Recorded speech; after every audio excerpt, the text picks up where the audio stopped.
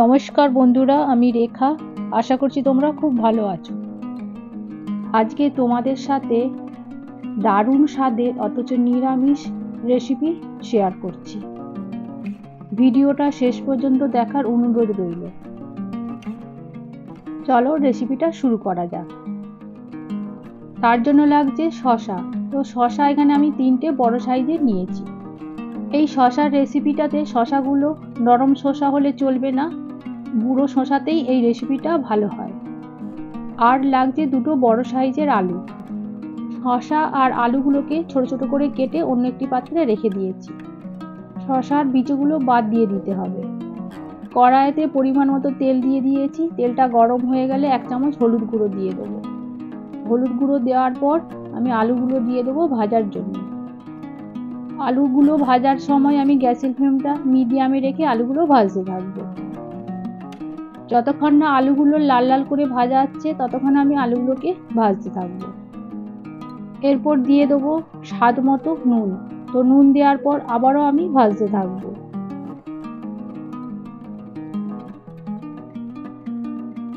তোমরা দেখতেই পাচ্ছ আলুগুলো লাল লাল হয়ে গেছে, তার মানে আমাদের আলুগুলো ভাজা হয়ে গেছে। এরপর আমি অন্য একটি পাত্রে আলুগুলো তুলে নেব।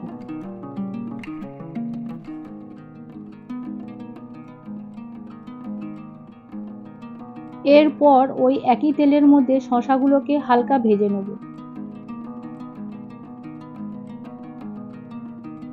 সমস্ত শসাগুলো আমাদের দেওয়া হয়ে গেছে। এরপর আমি ভাজতে থাকবো।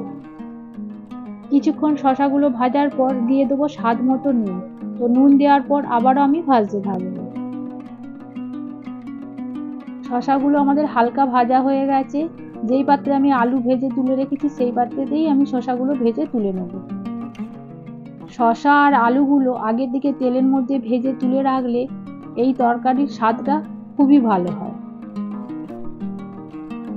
এরপর ওই একই কড়াইয়ের মধ্যে আবারও পরিমাণ মতো তেল দিয়ে দেবো।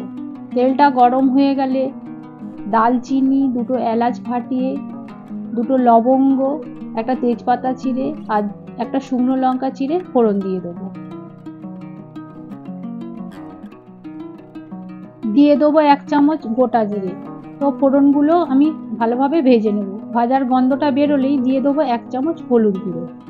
হলুদ গুঁড়োটা দেওয়ার কারণ হচ্ছে তেলের মধ্যে আদা বাটা দিলে তেল চারিদিকে ছিটকোয়, সেই জন্য 1 চামচ হলুদ গুঁড়ো আমি আগে অ্যাড করে দিয়েছি। তারপর দিয়ে দিয়েছি 1 চামচ আদা বাটা। তো আদা দেওয়ার পর আমি অল্প জল দিয়ে মশলাটা কষতে থাকবো।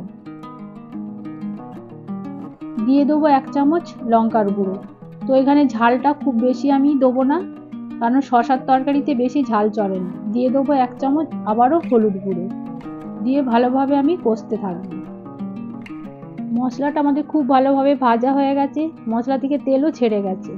এরপর আমি অ্যাড করে দেবো আগে থেকে ভেজে রাখা শসা আর আলুর টুকরোগুলো দিয়ে ভালোভাবে আমি কষতে থাকবো। সবজিগুলোকে কিন্তু 2 থেকে 5 মিনিটের মতো ভালোভাবে মশলার সাথে কষিয়ে নিতে হবে। এরপর দিয়ে দেবো কিছু কড়াইশুঁটি দিয়ে আবারও ভালোভাবে আমি মিশিয়ে নেব।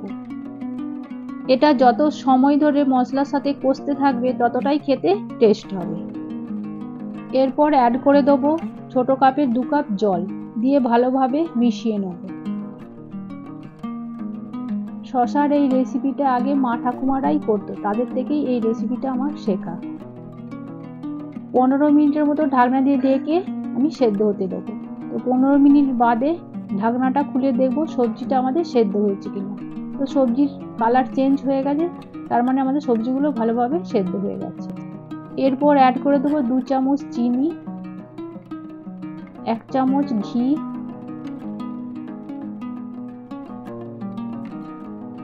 1 চামচ ভাজা মশলার গুঁড়ো দিয়ে ভালোভাবে মিশিয়ে নেব। নিরামিষ রান্নাতে ঘি দিলে খেতে খুবই ভালো হয়। এইভাবেই আমাদের তৈরি হয়ে গেল শসার ডালনা। এরপর অন্য একটি পাত্রে তুলে রেখে দেবো। যারা আমার চ্যানেলটিকে সাবস্ক্রাইব করেছো তাদেরকে অসংখ্য ধন্যবাদ। আর যারা এখনো পর্যন্ত আমার চ্যানেলটিকে সাবস্ক্রাইব করোনি, প্লিজ তোমরা আমার চ্যানেলটিকে সাবস্ক্রাইব করে দিও। ভিডিওটা ভালো লেগে থাকলে প্লিজ একটা লাইক শেয়ার করে দিও আর এই রেসিপিটা অবশ্যই তোমরা ট্রাই করো, কেমন হয়েছে কমেন্ট বক্সে জানিও। ধন্যবাদ।